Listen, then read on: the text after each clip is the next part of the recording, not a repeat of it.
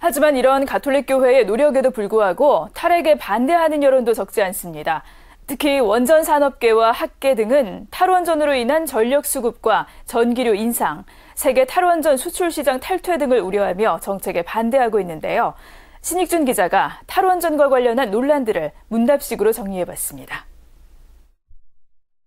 핵 발전에 대한 한국 교회의 입장은 주교회의가 2013년 펴낸 핵기술과 교회의 가르침, 핵 발전에 대한 한국 천주교회의 성찰이라는 소책자에 자세히 나와 있습니다. 소책자는 핵에 대한 기초적인 정보와 함께 핵 산업과 관련한 찬반 양론을 소개한 뒤 핵 에너지 정책에 반대한다는 교회의 입장을 담고 있습니다. 주교회의는 이 소책자에서 핵은 생명권과 환경권을 심각하게 훼손하고 하나님의 창조 역사와 구원 역사를 부정한다고 밝혔습니다. 한마디로 핵발전은 반생명적이고 비윤리적 개발이라는 겁니다. 하지만 탈핵에 반대하는 산업계와 학계에서는 원자력 발전이 가장 경제적이며 잘만 관리하면 안전하다고 항변하고 있습니다. 정말 핵발전소는 안전한가?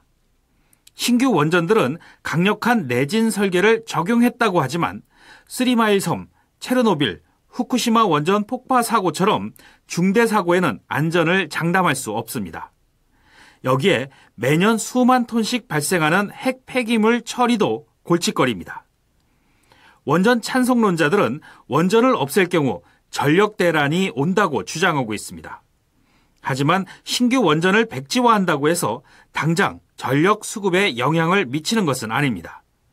실제 한국전력거래소가 최근 발표한 제8차 전력수급 기본계획 초안을 보면 국내 전기 수요는 앞으로 계속 줄어들 것으로 전망됐습니다. 특히 2030년에는 원전 8개에 해당하는 11.3기가와트만큼 수요가 감소할 것으로 추산돼 당장 전력 대란이 온다고는 보기 어렵습니다. 일반 국민이 가장 우려하는 건 전기요금 폭탄입니다. 하지만 신재생 에너지 발전 단가는 계속 낮아지고 있고 정부도 LNG 발전소와 태양광 발전을 비롯한 신재생 에너지 보급을 확대하고 있어 전기요금 폭탄이 불어닥친다고 보기도 어렵습니다. 원전 옹호론자들이 주장하는 경제성 부문에도 함정이 숨어 있습니다.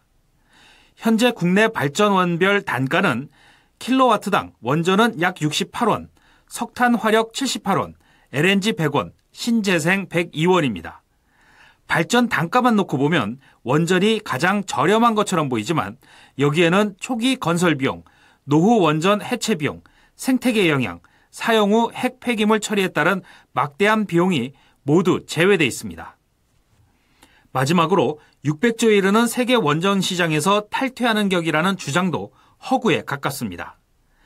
현재 전 세계에서 건설 중인 핵 발전소 대부분은 러시아와 중국, 인도에 집중돼 있는데 이들 국가들은 모두 자체 기술력으로 원전을 건설하고 있기 때문에 우리가 비집고 들어갈 틈이 거의 없기 때문입니다.